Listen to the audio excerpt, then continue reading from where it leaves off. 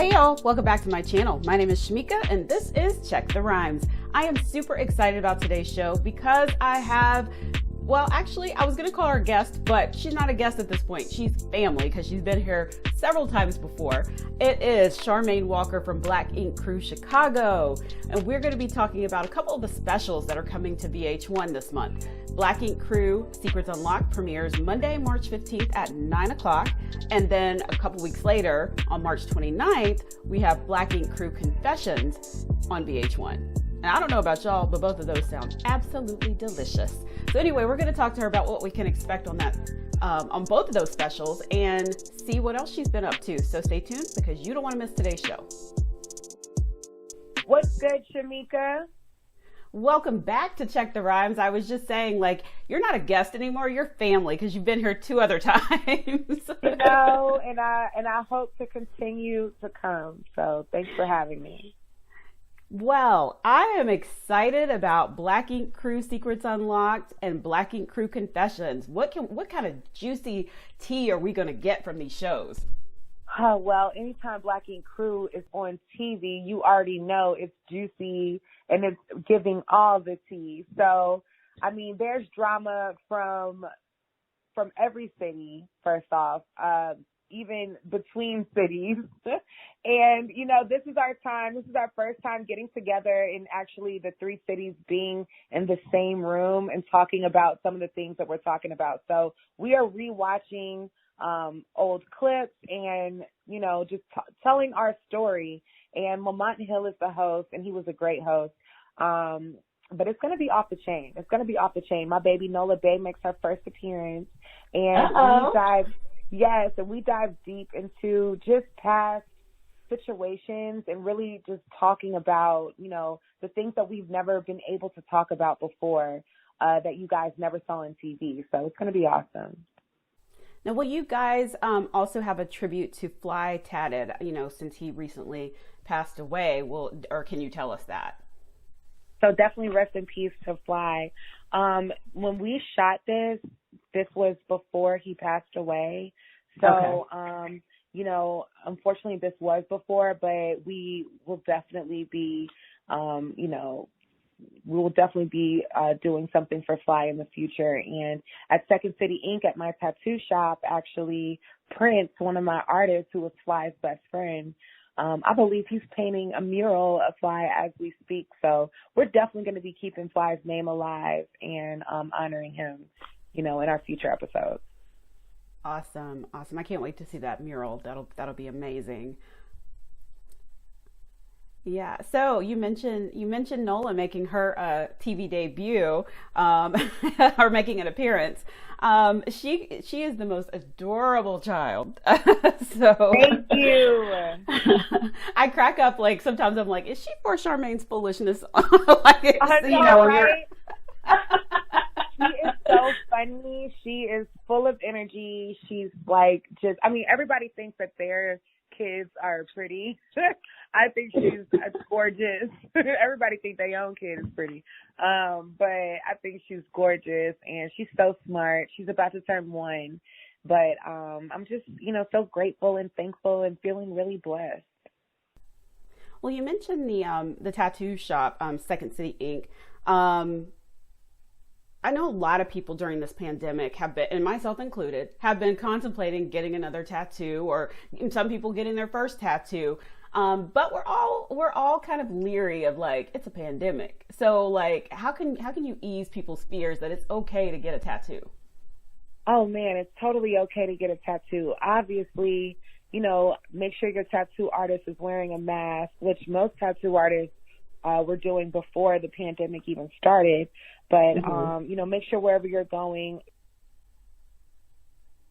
city regulations as far as COVID regulations, you know, not too many people in there. But for instance, my tattoo shop, Second City Ink, you know, I only have 1 artist working in there. So anyone that he's bringing in, that's the only person there. You know, very low traffic in the shop. And he's wearing his gloves, his mask, the client is wearing their mask, and you just have to trust the person that you're with, that you're you're being safe. But of course, that comes into doing your own research and making sure that, you know, the shop that you're walking into is safe. And you won't even do that outside of a pandemic as well, because they have other diseases that you can get when you get a tattoo. But for whatever reason, if you're in an experience where you're about to get a tattoo and you feel like it's not a sterile situation, then don't get the tattoo. So, you know, in general, whether it's not a sterile situation or, you know, if you got someone coughing in the corner, just like leave the building. Run. It's definitely safe to get tattoos for sure. Okay, awesome. So that makes me feel better, because I keep contemplating that. I'm like, good, I'm talking to Charmaine. She can tell me if it's safe. And you can get a house call too. You could tell someone to pull up to your house, and you know, they could do your tattoo there, and it could just be you and them, very personable. Oh, okay. I didn't know that. Okay. So one other thing I wanted to bring up before we go, I saw on Twitter that you were talking about how Black women physically fighting has been normalized on reality TV. And I just kind of wanted to talk a little bit more about that. Like, you know, when you mentioned it, I was like, you know what, you're right. Like, it's like, that's kind of why, like, once we're watching TV, we're expecting a fight at this point, because it has been normalized. Yeah, it's been normalized, and it's definitely like a sad situation. I'm not blaming reality TV, you know, because we have a part in that as well, as to what we have agreed to do and what we've done on TV. You know, it's not always a situation where, like, it's the producers. Like, sometimes you're dealing with a hothead who is just being filmed, and that's what's happening right now, you know. But at the same time, I can understand that sometimes some situations are tough to be in, and you are forced to be in that situation, and you might not really know how to react. And this is how you react when you're, you know, forced to be in these really stressful situations sometimes.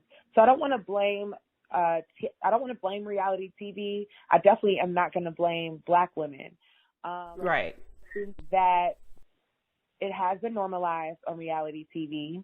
I will say that before reality TV, me and a lot of women that I know who are also on reality TV have never been in a physical altercation. What I would like to normalize is having conversation, and the conversation can get heated, and yeah, sometimes things can go below the belt, but, like, don't put your hands on each other. Don't throw drinks. Don't, you know, do all of that nonsense. It's not needed. And yeah, it's just not needed. And, like, it's almost to the point where people have to learn how to control themselves. But also, I do want, you know, reality TV to know that, you know, they have normalized this situation, and it's not cool. So it's like both parties, you know, like, we have to do better when we're in front of the camera, when it comes to those stressful situations where you might want to, like, you know, break somebody in half because you're so frustrated. But don't react on that. You have to know how to do better in that situation. And I just hate when people say that this is what we signed up for, because you never really know what you're signing up for. But when you do sign up for it, that doesn't make it, you know, okay to be, you know, in those type of situations or to be a part of it. So, you know, especially after Black Lives Matter movement and just everything that's happening, we have police brutality and all these things. I think it's important for Black people to show that we care about our Black lives as well. You know, the perception of our Black lives as well. So, you know, that a lot of that starts with reality TV and just what people are watching. Absolutely. Absolutely. I mean, even, well, I don't know if the talk shows are still on where people, I mean, maybe that's where it started with these talk shows where they're coming at each other's throat. Yes. Jerry Springer. You know? Wrong. It's good TV. It's good TV. And if it's real, if that's really what happened, you know, that is what happened. Sometimes these things are being documented. There are times where I mean, everybody knows a fight's going to happen if you put these two people in a room.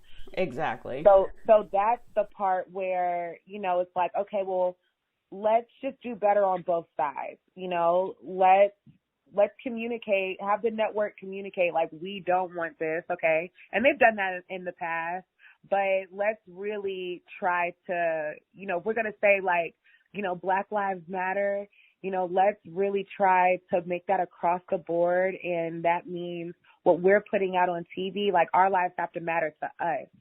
And and we have to care about what we're putting out.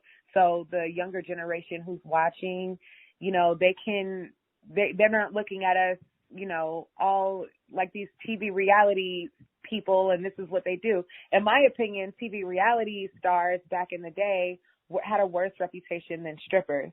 So, you know, strippers were glorified in hip hop culture, and reality TV stars, it's like, oh, how could you do that? Like, you know, you're just like below level, you know?